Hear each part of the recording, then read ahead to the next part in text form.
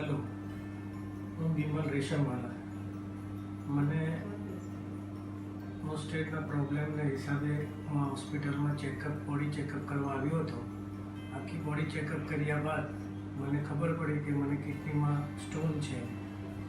એ દીપ દેસાઈએ કહ્યું હતું એમના બીજા કન્સલ્ટન્ટ ડૉક્ટરને એપ્રોચ કર્યા જેમનું નામ છે જેનિસ શેઠ, જે સર્જન હતા અને એણે મારું સીટી સ્કેન કરી પોતે સારી રીતે આખો વસ્તુનું નિરાકરણ લાવી 3 જ દિવસની અંદર મને સારી રીતે બેઠો કર્યું.